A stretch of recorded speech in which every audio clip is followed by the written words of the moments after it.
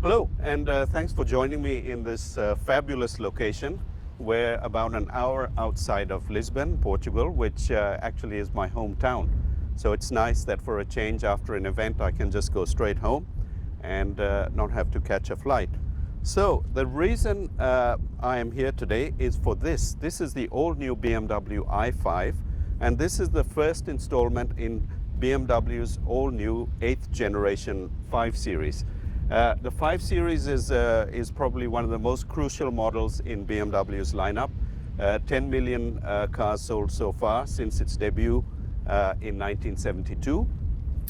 This is the 8th generation, and for now just the i5 is being launched, which in other words is the electric version. There will also be plug-in hybrid, diesel and petrol versions, which will follow in early 2024.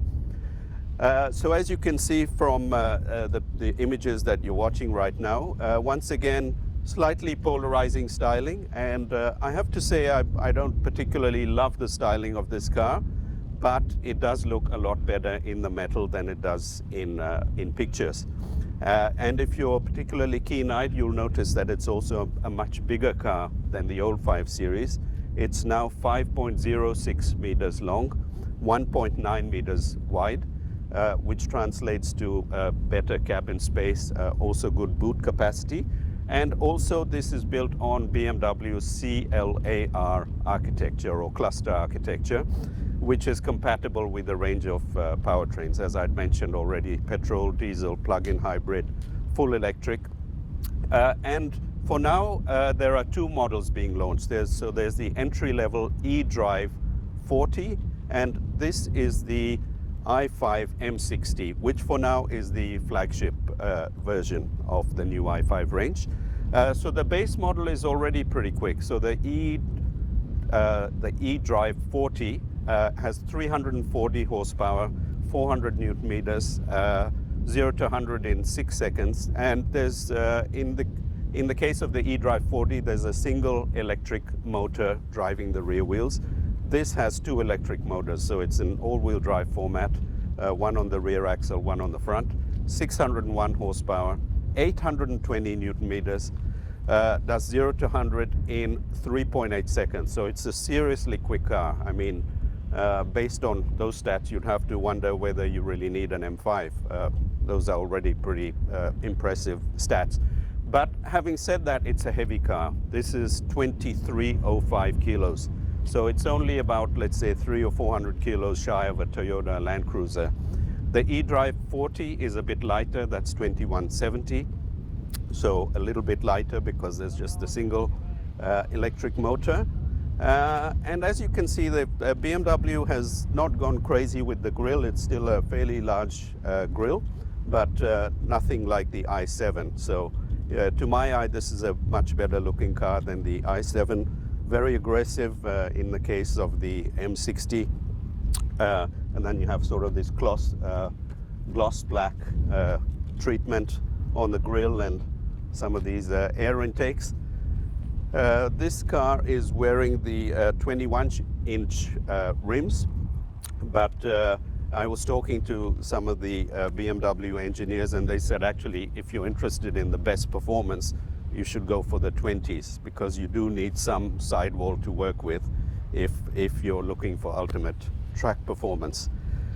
Speaking of performance and handling, this car has adaptive dampers, four-wheel steering, and active ride control. So because of all these measures, the car actually shrinks around you. When you're driving across some of the very twisty roads that we've covered, you can't really sense what a big and heavy car it is. It actually feels a lot more agile. The four-wheel steer helps it rotate, and then also it stays quite flat thanks to the active ride control and the adaptive dampers. So perhaps we can kind of take a little walk around the car. So you have these nice carbon fiber M mirrors, recessed door handles, which contribute to a low drag coefficient. So it's 0.23 for the i5, which is pretty impressive for a big sedan. And then we can sort of move around to the back. Quite nice how they've incorporated the the 5 motif into the Hofmeister kick, as they call it. And then around the back you have in the case of the M60, this very nice little subtle carbon fiber lip spoiler. And boot capacity is pretty good, 490 liters. It's a nice flat floor, so easily get a couple of golf bags or full-size suitcases in there. So it's pretty strong on the practicality front. I think range in the case of this car is 515 k's, give or take, on a full charge. With the eDrive 40, I think it's over 600. So range anxiety isn't really such an issue. And then also BMW has an arrangement whereby you can pre-program 5 contracts with different charging suppliers, so that you can pull up basically at any of their charging points, pick the appropriate option, and then charge away without having to fiddle around with too much else. So perhaps we can take a quick look inside the car. So yes, so BMW has done away with buttons as far as possible. So there's almost no physical buttons. Everything is done through the touch screen.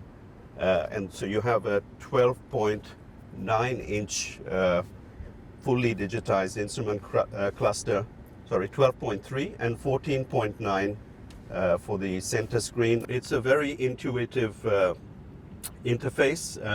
So through here you can kind of scroll through the different menus, and this is the drive route we've done this morning. And please turn right in 200 meters. As you can see, lots of twisty roads, so it gave every opportunity to kind of lean on the car and explore its dynamic capabilities, and it is very dynamic.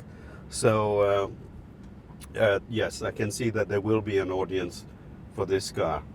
And it all basically functions quite well. Personally, I prefer having physical buttons, but after a while you sort of get used to it, and it's all fairly intuitive on the whole.